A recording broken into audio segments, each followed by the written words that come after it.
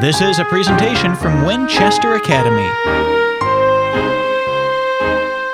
Hello, everyone. I'm glad you're here. My name is Anita Olson, and I am one of the trustees of Winchester Academy. Thank you for coming, because we're back in our usual location, and it just feels so much better than all those watching on the tube. It's important at the end of tonight that you help us stack the chairs, and so we usually get lots of helpers, and it goes very fast. We like that you also tell your friends and family about the many different programs we have, so pass the word, because this is just the beginning of our summer series. One other important thing that's happening in our community is that the Waupaca Community Arts Board is sponsoring a trip to Spring Green in August, on August 24th. It's a tour of Frank Lloyd Wright's Taliesin, and there's a picnic dinner, tickets to Shakespeare's Love Labour's Lost. And so for more information, you can just go over to the hospitality desk. Okay. Waupaca Community Arts. You just look it up, and then you even see more about what they do. Please silence your mobile phones and your watch alarms, those sorts of things. Next week, our program on the 20th is Dean Sommer. He's from the Wisconsin Center of Dairy Research, and they're going to talk about the innovative work that's being done to support the dairy industry. And he's bringing cheese snacks, another reason to come. So look forward to that next week. Tonight's program is sponsored by Vance and Ann Linden. Thank you. And Kate Saunders is our server of the cookies and coffee. So I am happy to introduce to you Allison Fleshman. She's an associate professor of chemistry at Lawrence University. Her primary research is in the dynamic behavior of liquid salts and their applications as electrolytes in lithium batteries systems.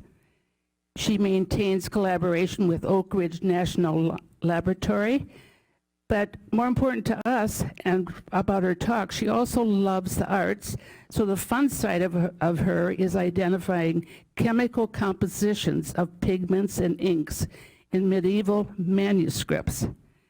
She teaches a course on the chemistry of art to non-chemistry majors. And for fun, she enjoys yoga, being with her 3-year-old, and helping her husband with his business, McFleshman's Brewing Company. Welcome, Allison, please.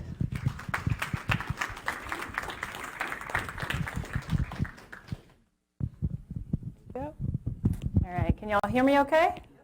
Fantastic. Well, thank you so much. So lovely introduction, and thank you all for those of you that joined us at dinner. Had such lovely discussion. So yeah, it's great to be in Waupaca. All right, let's get to it. Chemistry of paint drying. I promise it's more fascinating than it sounds, because all of you are like, I'm intrigued. Seriously, it's great. Okay, so the ages of history. So are we out? Can y'all see that okay? Are we out of focus a little bit? Yeah. Out of focus. Okay, we're going to fix this. All right. No worries. No worries. Let's do that one. Up at the front. There we go. Cool. Awesome. Okay. So the ages of history. One of the things that's so wonderful about chemistry, chemists have kind of dictated all of our known history. From how we actually named the ages. So the Stone Age started about 3.5 million years ago. Then we named the Bronze Age. So once we started to figure out chemistry, copper and tin could be mixed together and give us bronze. And so some wonderful artifacts of the Bronze Age, and then we get into the Iron Age. And so this is about 1200 BCE to the modern era. And so here's some iron farming tools found in England. And so the idea is that chemistry has actually been shaping the way that we describe our culture from the very beginning. And so one of the things that I've really enjoyed doing is taking the chemistry knowledge that I have, and actually technically I'm a trained physicist, but using the skills that I have to look deeper into some of these artistic materials and ask these chemical questions about what is this stuff actually made of. So let's start with fire, the first chemical reaction that humans actually could control. And so fire is a wonderful and incredibly complicated chemical process. But one of the things that comes from it is you've got charcoal, and so, whoops, oh my goodness. Oh, okay, and don't use the laser pointer. Got it. We're learning together. It's cool. One thing the pandemic taught us is adapt. Okay, we're going to go back to don't use laser pointer. Cool, that's all right. I can dance and stretch. Coming back. So the very fast, this is when you'd like me to talk very fast like a chipmunk. Just speed forward. There we go. Okay, so carbon, so charcoal is one of the first pigments that folks had because that was something that was remnant from the fire. And this was first synthesized 40,000, 80,000, who knows actually, there's great debate. I think that number's actually changed since I made this talk. I first made this talk in 2016, so much has been learned since then about when humans actually dominated fire. And so there's some wonderful cave paintings in Spain dated about 22,000 years ago. The cave of Altamira near Santander, which is these beautiful depictions, paint so many caves throughout France, Spain, and are really depictions of kind of the first artistic expressions that humans had. I mean, to me, this is kind of when humanity was defined, that we became something greater than just the animals that were around us because we could create art to represent them. But the beauty is they were using the remnants of the fire and red ochre, which is basically rust, that they found in various areas around the that they found to then make these kind of red pictures. And so this is in Argentina, and so this is about 9,000 to 13,000 years ago. They're not exactly sure when this one was made. But I read an article recently about how the handprints of these types of paintings are typically smaller, and so they're like, oh, they were the children. And so most of the children were the ones that were having fun with, painting on the walls. I have a 3-year-old, and so she's right where she should be in terms of evolution. That's fair. Okay, all right, so I'm an experimentalist. We're going to experiment. I want everyone to close your eyes and picture a violet flower. Beautiful Wisconsin spring. Rain is helping the flowers grow. All right, open your eyes. Was this what you imagined? Probably not. It was probably something closer to that. Cool. Well, chemistry is to blame for this. And so when we think about flowers, we think about life and just the beauty of nature, we normally think of what you imagine, the violet flowers, that rich, vibrant blue and purple. But when you try and preserve it, if you want to take a picture and have it to hold years later, you're going to lose a lot of that luster because the chemistry of the living flower versus the chemistry of the dead flower is very different. So one of the things, roses are red, violets are blue, because of anthocyanins. So this is what makes violets blue. This is an organic molecule. Don't worry, you won't be quizzed later. So this organic molecule is what gives us this blue color, but it quickly oxidizes, and so if it doesn't have the lifeblood of the flower itself there to keep preserving it, as soon as you actually kill the flower, you also kill the color. And this is where you get this kind of brownish, oxidized. The same thing when you bite into an apple and you leave it on the counter for a little bit and it turns out brownish color. It's the same chemical reaction that's occurring. Okay, so the quest for blue. Blue is one of the hardest colors to create. It's one of the ones that you lose fastest when, much like our violet blue color, but it's also one of the funnest colors because it's actually, these 4 different pictures at the bottom all occur because of different types of physical processes. So there's actually 7.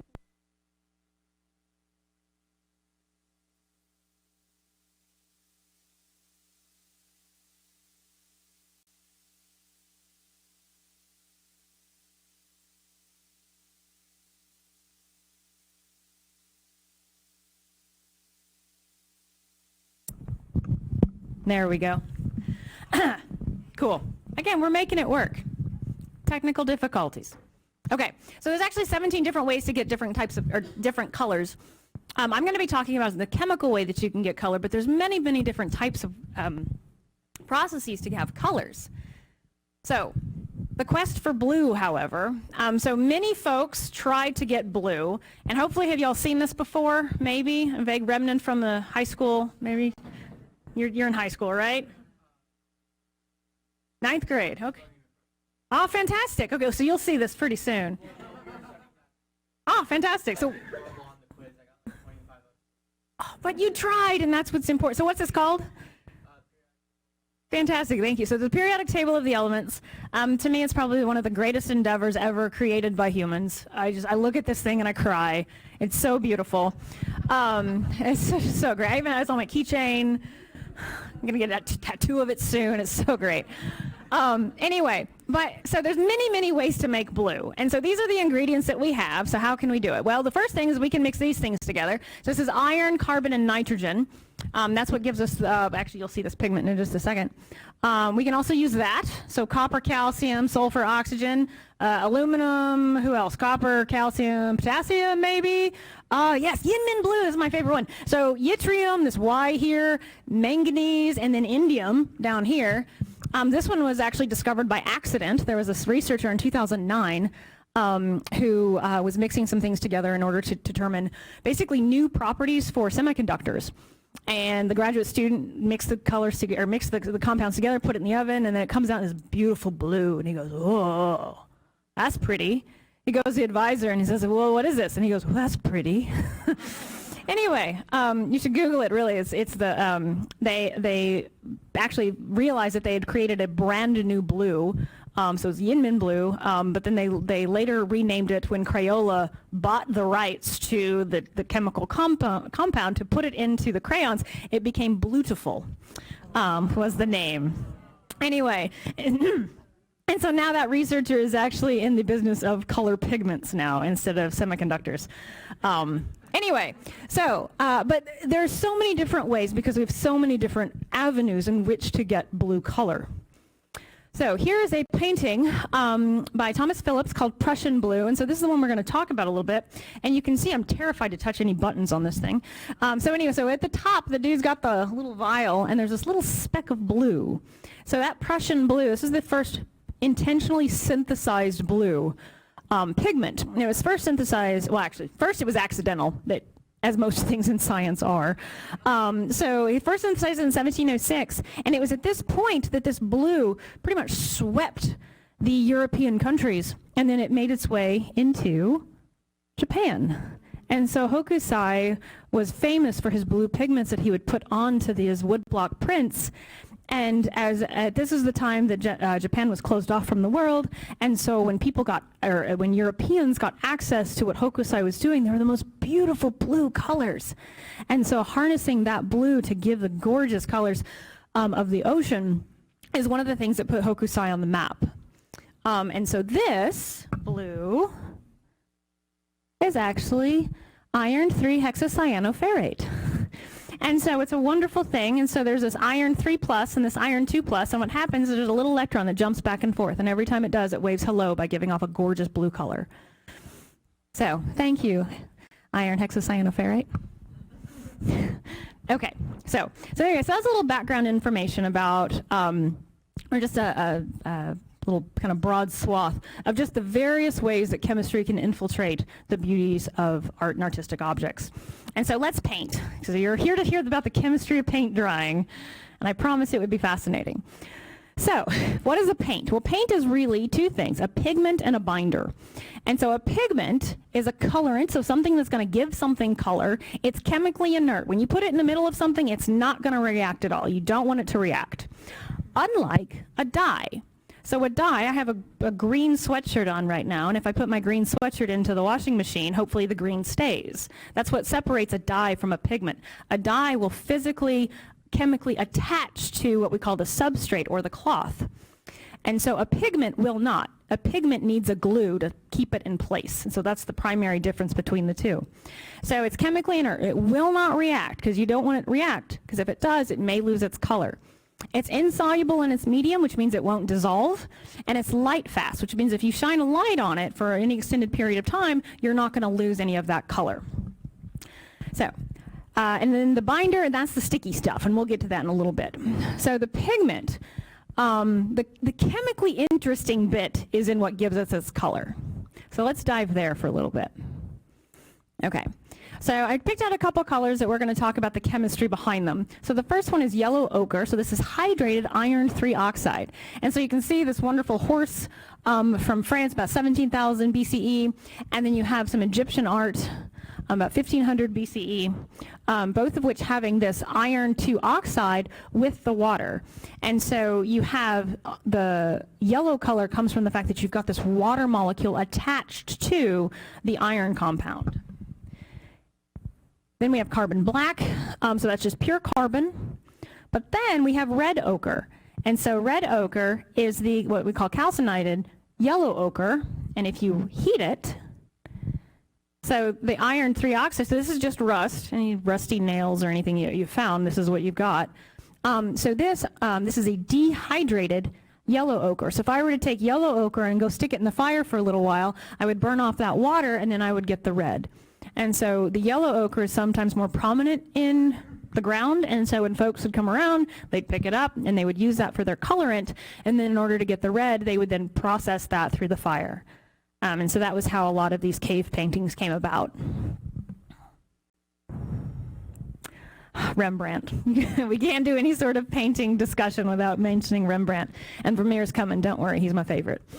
Okay, so this is a self-portrait by Rembrandt, and so one of the things that Rembrandt is known for is these gorgeous browns. There's a rich and a depth, there's a depth to the tone of this color. And so what he used was umber, and umber is a mix of iron oxide, manganese oxide, and aluminum oxide. And so those 3 pigments mixed together are going to give this really rich brown hue. Also, what Vermeer used. And so this painting on the right is called The Milkmaid, painted 1650. And the thing that Vermeer would do is he would use these browns and mix it with the whites. And so that's one of the ways that he created the shadows. And so the shadows on the behind the Milkmaid kind of give that more kind of dimension. And so it was much better and much warmer than using just black and mixing carbon black with those, or with the umber. Okay. Who's next? Oh, back to the quest for blue. So this, ultramarine is the famous blue pigment that was only found, this is from the stones of lapis lazuli, or the crystals of lazurite. And so what they would do is they'd grind up these and to make the lapis lazuli stone, and then from that they would make ultramarine, which would be the pigment. And so there were these pigment traders that would come from Afghanistan into Europe and be selling these. Now the kicker is that's very rare, and at the time blue was the most expensive type of pigment. And it's not too expensive because I have some lapis lazuli earrings that I got off Etsy. They're so pretty. Anyway, definitely much cheaper than they used to be. But the beauty of lazurite is that it was reserved specifically for paintings in which the person that was being painted, in this case the Virgin in Prayer, it was reserved for those that really deserved it. And so if you've heard of the French phrase sacré bleu, so the blue, the sacred blue, is because lapis was reserved for the Virgin Mary. And so in a lot of medieval paintings and such, you would have this blue specifically for her in the painting. Right. So also used by Vermeer. Again, I'm a Vermeer fan, so you're going to see a couple more probably. And the girl with the pearl earring, and so that was a lapis lazuli blue. Okay, and so most of the blue that was used in early Renaissance paintings were of this color, but there were new ways to get blue later on. And so Renoir was known for his blue. So this is now we're in 1881 to 1885 is when he painted this painting. And so he started with cobalt blue, and so you've hopefully heard of the cobalt blue. So this is a very prominent pigment that was used, discovered in 1807. And it's cobalt oxide with aluminum oxide, and it's gorgeous, really rich blue, and you can see it in this woman's coat. Problem is it's very expensive. And so notice how Renoir was painting this painting from 1881 to 1885. Well, it took so long to paint this painting that the women's clothing actually changed styles.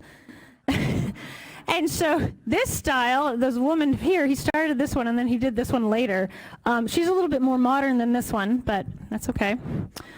Anyway, but in the meantime of him beginning the painting, he came across a different artificial marine, or artificial ultramarine. So this is an artificial synthesized lapis lazuli, which is much cheaper. And so when they went back and they did some analysis on this painting, they found out that he realized it was much cheaper too. And so he used the cheaper pigment blue pretty prominently and saved the cobalt blue for just a few very small parts. Anyway, so yeah, that was another thing. Many artists would claim to be using lapis lazuli, and they were not. They were using cobalt blue. And that's one of the fun things that I've had the privilege of doing, is looking at some illuminated manuscripts where they're like, is this lapis or is this cobalt? And it's like, oh, no, it's cobalt. It's azurite. Cool. Okay, so we talked about the pigment, and that's chemically interesting, but now we're going to talk about the binder. Now, I told you that I was a physicist at the beginning, so you're going to get a little physics, too. I should have said it was the chemistry and physics of paint drying, but I wanted people to attend. So, okay. And amazingly enough, the chemistry of paint drying is what did it. Okay. Okay, it's physically interesting. So the paint is a pigment plus a binder. A varnish is just a binder, no pigment. So there's no difference between the paint and the varnish. The only difference, well, I mean, the only difference would be the pigment that's present. Okay, so what makes a varnish interesting? So varnish affects how light gets to the pigments and then returns to your eye. So no varnish yields what's called diffuse reflectance. All right, so here we go. So I have a base, this is the ground, and then there's the paint on top. If light rays come in, and there's kind of a rocky surface and it's not smooth at all, the light rays are going to go off in all sorts of different directions. Okay, this is called diffuse reflectance. And if you have matte paint on your walls, that's what's happening. Varnish, however, creates a nice smooth surface such that light that comes in is going to go right back out, all in the same direction, taking the information of the colorants with it in all the same direction. If you have the really shiny, it's not eggshell, what is it, sheen, super sheen? Gloss, there we go, high gloss. If you have that on your walls and it's nice and shiny, normally reserve that for the trim, that's going to have a different type of paint that's going to basically form a much smoother surface and not cause as much of the diffuse reflectance. So this is called specular reflectance if it's nice and shiny. Okay, so the varnish controls these little light rays. So varnish also protects the layers of paint, and one of the ways that a lot of conservators or restorers are going to clean paintings is really just remove the top layer of varnish, keep the paint underneath, and then put a new layer of varnish on. Varnish traps a lot of dirt, and just overall protects the oil painting. Oh, I should also mention, I'm pretty much focusing on oil painting. The acrylic and watercolor paintings are actually a different type of chemistry. All right, so why do paintings with varnish seem to have brighter colors? So here is a lovely painting by Rubin, and so you get this gorgeous red color right here. So the question is, what makes that red more intense than any of the other colors? Refraction. Such a fun term. Okay, let's talk refraction. So here we have, so not all light is reflected. So what I've shown here, the two black lines coming down are what are called the incident rays. So they're the ones coming in, and then they're going to be reflected back up. There are some, however, that are going to get through. So interesting things happen at the interface when those two boundaries meet. What happens is when light hits a surface, it bends. And you've seen this when you've been in the bathtub. So if the light ray comes in on the surface of air and water, what's going to happen then is the angle of refraction is going to make it bend more downward. So when you were a kid and you put your hand in the bathtub and the hand looked like it was in a different spot, then you brought it back up and you're like, cool, and you brought it back down under the water and it looked like it had moved. My 3-year-old is fascinated with this, and I'm like, sweetie, that's refraction. And she just keeps doing it, sweetie, that's refraction. Anyway, we'll get there. Anyway, but this angle right here, so the light is actually, I'll get to a second. Come on. There's the fish. It's like I knew there was a fish in there somewhere. Okay, so what happens is the fish is actually not right here. It's actually located over here. Yeah, there you are. So the actual fish is over here. However, the light ray that's come in, it then bends downward because the water has caused it to bend towards this angle here. And so the more that it bends, the higher the what's called the index of refraction.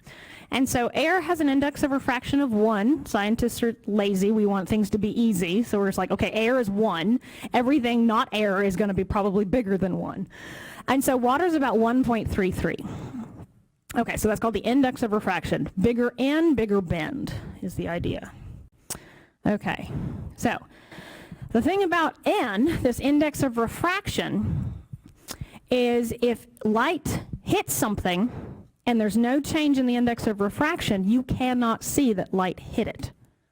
I have a demonstration for you to show you this. Okay. So, here we have a, oh yeah, if you want to grab the light so everyone can see maybe. Cool. Okay, here I have a beaker, because I'm a chemist and that's what we carry around with us. Anyway, so this is a lovely beaker, all right, just a regular beaker. It's glass. There we go. All right, and here I have canola oil. Good old canola oil. So canola oil and this beaker, which is made of Pyrex, also known as borosilicate, have a similar index of refraction.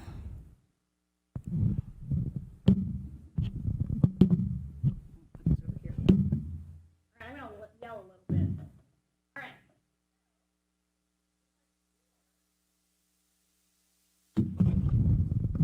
Oh, bless your heart. I can yell, it's fine. Okay, so hopefully everyone can see that there is a oil in the glass right now, right? All right, let's see if I can make this.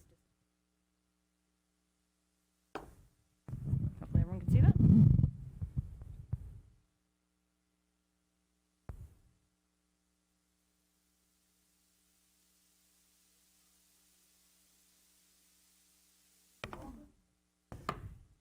Thank you.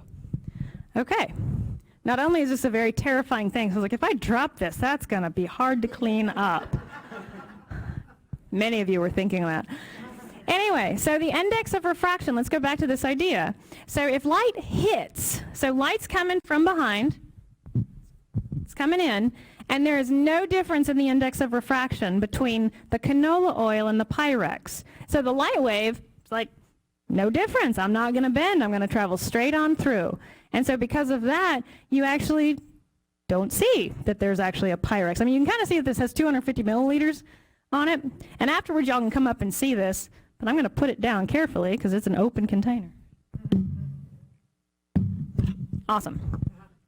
So one of the things that the varnish does is it utilizes this combination of the refractive index. This N value is very important in choosing artistic materials that'll maximize the light experience of the pigment colorant and your eye. So that's the goal of the index of refraction.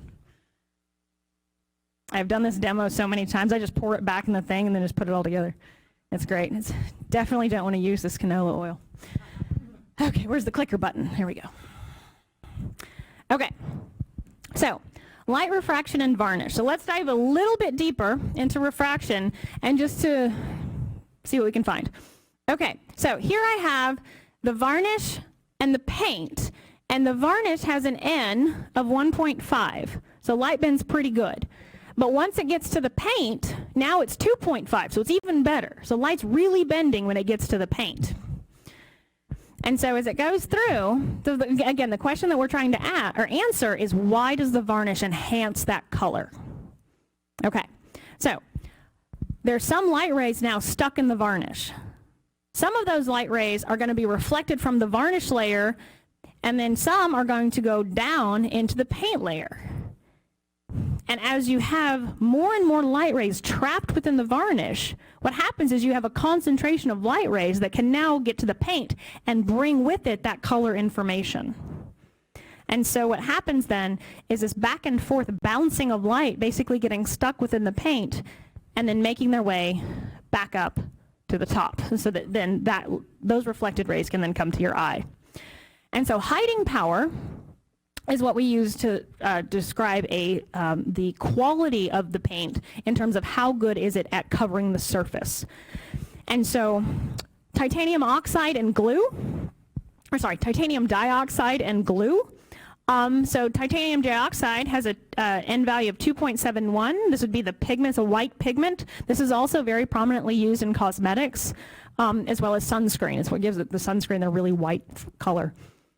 Glue is glue. So it has an N of 1.35. So if we take the difference between those, that's the hiding power of 1.36. And you may have heard of this. This is called whiteout. So it has a very high hiding power, as opposed to lead white, which I believe has a hiding power of about 0.9. So don't use lead paint. It's bad.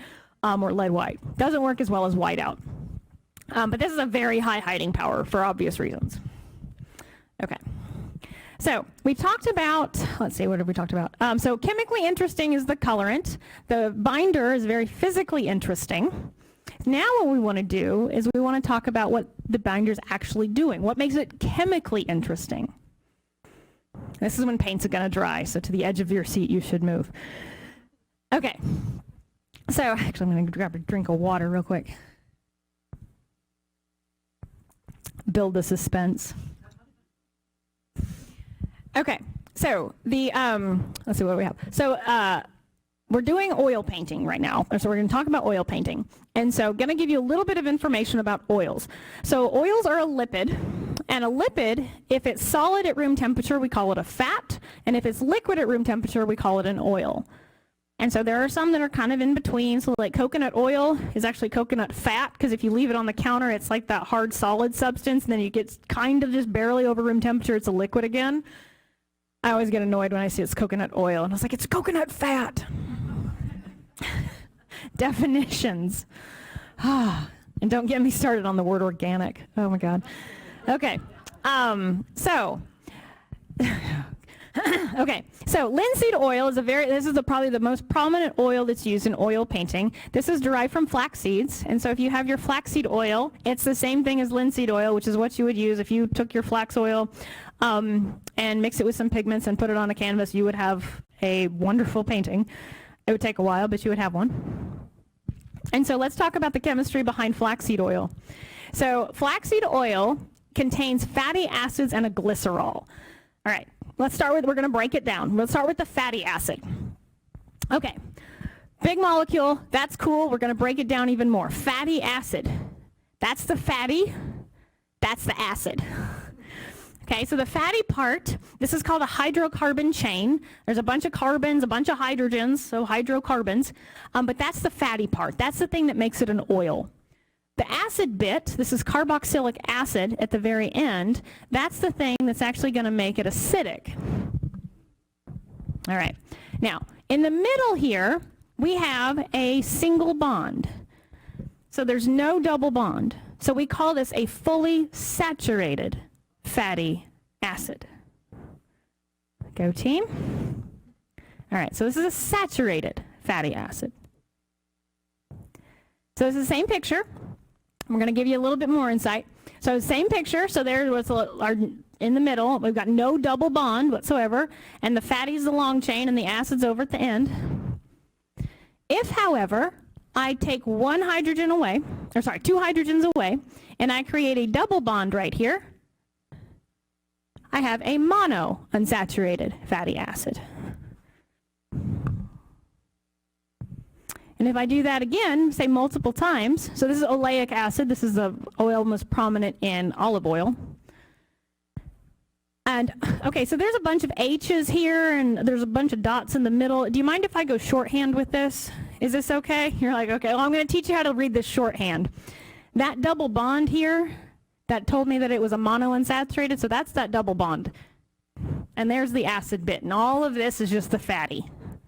Okay, so we're going to go shorthand for just a little bit. Okay, again, here's the acid. Cool, so that's that double bond. All right, so an oil is an ester of fatty acids and a glycerol. Bear with me, it's going to make sense, I promise, at least if you've been listening to your doctor. Okay, so there's an ester. Cool. So that's going to come in somewhere, and we got our fatty acids. Great, okay, so this is oleic acid, linoleic acid, and linolenic acid. Can you see what's different? I play this game with my kid all the time. What's different? Double bonds, cool. So we got one double bond, the oleic acid. Linoleic, looks like we've got two. What about down here? We got three of them. Cool. So we have a unsaturated and two polyunsaturated fatty acids. Well, we need a glycerol, so there's glycerol. Okay, so an oil is an ester of fatty acids plus a a drying oil is an ester of fatty acids plus a glycerol. So there's our glycerol, this big thing here. And so here are the ingredients for our ester. So what's going to happen is that each of these acid parts are now going to interact and bond with these three OH groups on our glycerol. There's three of them. Go team. Okay. Okay, we'll get to that in a second. Here's some fun things. Okay, so we're going to learn a little bit more about the differences between oleic, linoleic, and linolenic acid.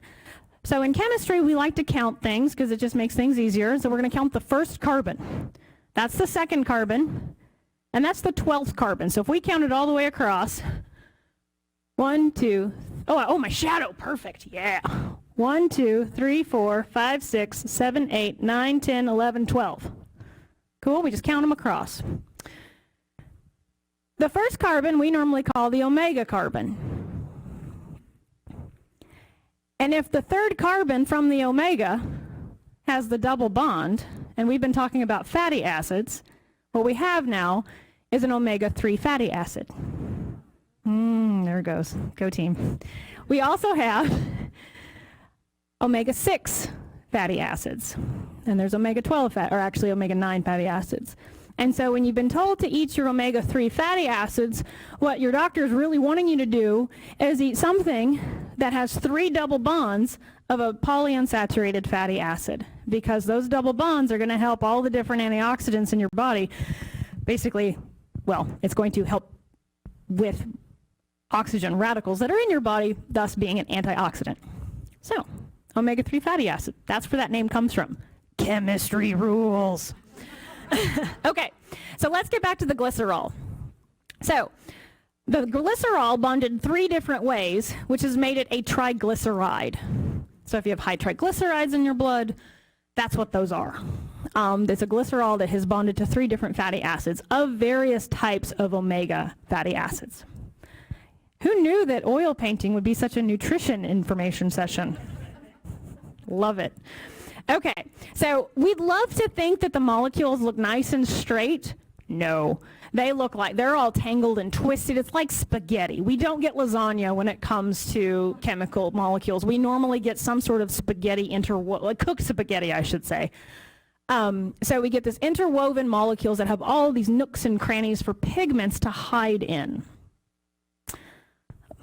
I'll walk back over here so I can see better. Okay. So the way that these pigments get encased in the linseed oil strands is we really just put them there. And so what would happen is that we have some pigment that's a colorant of some sort. And so here I've got cobalt oxide. And so what happens then is you put the pigment in and you drizzle a little paint over oil over the top of it, and then you just start to mix it together. And you get those pigment molecules encased in the different nooks and crannies of the various arms or tentacles of the molecule. Okay, so then what happens is now we're going to zoom in on the linseed oil. So there's something very special about flaxseed oil and the combination of the oleic, linoleic, and linolenic acid. Olive oil is not a drying oil because the concentration of oleic acid is much, much, much higher. So it actually doesn't have enough of those double and triple bonds. Triple double bonds. It doesn't have triple bonds. No. That's different chemistry. Okay, so this is where the magic happens, and so we're going to zoom in on those different double bonds. Okay, so there's our linseed oil, and we've zoomed in on the double bonds. Basically what's going to happen is they're just going to hold hands, and it's a beautiful chemical reaction to where they just hold hands across the entire painting. But they need oxygen to do it. Okay, so in the presence of oxygen, a carboxylic acid group forms. And so basically the oxygen starts to hold hands with one of the double bonds on.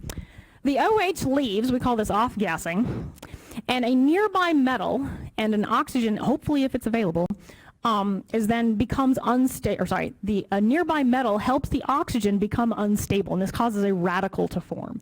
So there goes the OH, and so now we have a radical. And this oxygen is incredibly reactive.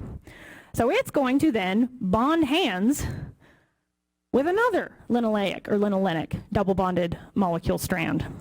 And so what happens then is that the unstable oxygen attracts another fatty acid, and it forms a connection between the two. And that is the curing process. That's where the actual paint is drying. And it's not drying at all. This thing is curing. And it's creating an encased film of one very, very big molecule. And we call this a cross-link. I call it holding hands because it just makes more sense that way. Okay, so paint doesn't dry, it actually cures. This is different than acrylics. Acrylics do dry, they off-gas water all the time. But this is actually called a polymerization. And this is basically the same chemistry behind plastics, just discovered millennia before. Okay, so oil paints. So basically, in summary, what oil paints do is they create this polymer film with all of these different cross-links, and all of the pigment molecules are trapped inside. So pigments are bound in place. The varnish top coat concentrates unreflected light to those pigment molecules so it can then enhance the colorant. Oil paint becomes seriously a few entangled molecules. So, how long does this process take? Well, this first part, the uptake of oxygen, that can take a few weeks.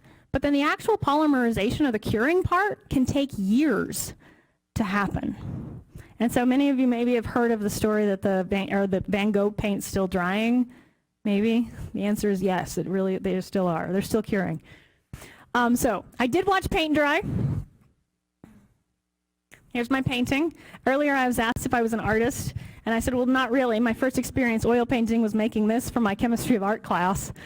This is still my only oil painting, really, that I've ever done.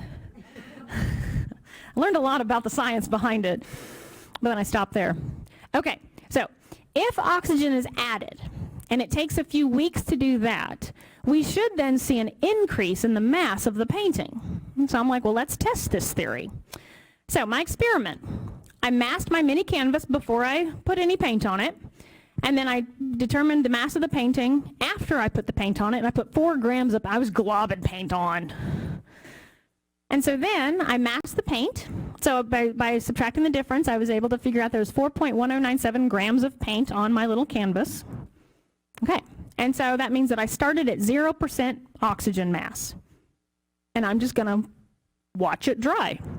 And by watch it dry, I mean monitor the mass of the painting over the course of several weeks.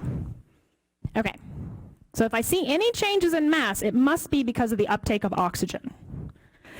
Let's do it. All right, it's a science talk, so you're gonna get some data. Okay, so here's a plot, and I've got my first data point right here. Okay, and so this is days dried, and I really should say days cured, because paint doesn't dry, it cures. All right, so I'm starting at 0. So on this side, you're gonna see % increase in mass, and then on the right, I just have, those are the same numbers, or the same meaning, but that's just the mass of oxygen. So this is just the percentage of the total mass of the painting that it's increased by. All right, let's see if it increased. That's where I started.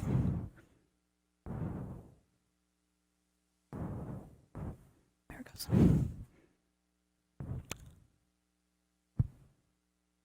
Isn't that cool? We were watching paint dry with math. I love it. Oh my God. So I did this with my chemistry students, and every day they had to go in and mask their painting. And they were just like, this is ridiculous. And then all of a sudden they saw it starting to change. They're like, wait, what? It's getting heavier? Why is it getting heavier? But I didn't tell them any of this. They had to go in and take data before we knew any of what was going on. And then they had to come up with a reason as to why it would have increased. And then they learned about oxygen uptake after that. But at first they were just like, wait, why am I massing this? This is dumb. And then they see the numbers change. This is science. Whoa. So great. Anyway, so the maximum we saw about 18% increase in oxygen, or increase in mass. So it got 18% heavier, what was that, 15 days later? And it appeared to level off at day 28. And again, I did this back in 2016. It has been a while. And so I decided 180 days later, I gave this talk, and I was like, oh, let's see how it's changed. So I went back to see if my painting was still drying, and it was. It had gone that far. So this was those first 28 days, and then that was day 180. And then I was very curious, and so again, this was back in 2016. And so I was like, well, I wonder if it's still, what the number would be now. So on Tuesday, I went into the lab and I measured it last week, and it's like, it's gone back up to like 15. So it's now back up here, and I'm not quite sure why. Probably maybe because of water uptake. I'm not really sure. It was maybe very humid that day, and it is cardboard. And also, I have used this so often, I've taken it around. It's probably gotten a lot of extra dirt on it. But it will also be up here, so you can see. And it's really just oil paint on cardboard. Named after hydrogen, by the way. All of my students had to pick an element of the periodic table. I got hydrogen because I was number 1. Anyway, okay. So, is Van Gogh still drying? Technically, yes. What's happened is because of the wonderful way that Van Gogh mastered the paint, the globs that he would use, there would actually be an encased molecule around some of the inner painting that could never get access to oxygen. So unless oxygen has infused its way in somehow, then yes, it's technically still would be in its original paint-like form. But this is only in the very thickest of parts. And it would be those that we would assume that he would have a very strong ground from basically the underlaying. You'd normally put a paint layer down, and then you would paint on top of that paint layer. And we're also assuming that that paint layer wouldn't have oxygen permeation through. So if that were the case, then yes, there would still be some liquid paint on a Van Gogh. So, what have we talked about? So pigments, colorants that give us the beautiful colors. Varnish, the optical properties of the varnish are what's really important. This is where physics plays an important role in paintings. Then we've also got the curing process. Drying oils do not dry, they cure. And which is great because the curing process is really what gives artists the time to create. Do I have any oil painters in here? Oh yeah, I have a couple, great. So how long does it take to do an oil painting, if you don't mind me asking? Sometimes years. Okay.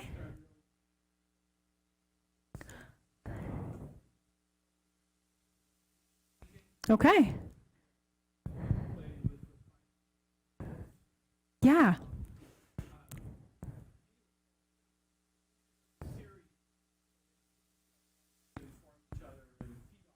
Cool.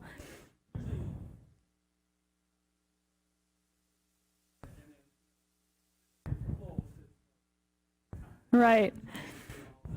But the beauty is that the time that gives you to correlate those paintings is to, well, I mean, chemistry's helping you out there because it's not going to dry overnight. Yes. Oils give you time to, often we'll pick it up with turpentine. Ah, there you go. Yeah, any of the paint thinners. And then there's a technique called pentimenti. Are you aware of that? I'm not. Well, it's where kind of ghost images come through the different layers of paint, and I'm fascinated with that both when I look at art and also in my own painting, where little ghost images come through. To me, it adds to the richness and the complexity. Could I ask one question? 'Cause I have to leave kind of early. Oh, no worries. Being a painter, I am kind of aware, and for a long time, I've been doing it like 50 years, 45 at least. I'm aware of how digital photography and digital technology has, I think, affected en masse people's ability to experience art. And I just wonder if you could comment on the difference between experience art on a computer screen, which is now how I think people probably do 80% of the time, versus seeing a real painting in person. That I'm not quite sure I have anything more to say than anyone else who I wouldn't necessarily say I have an authority on that perspective, other than I think that people's engagement with art is constantly evolving. And as we found over the last 2 years, I mean, the classroom evolved to a screen.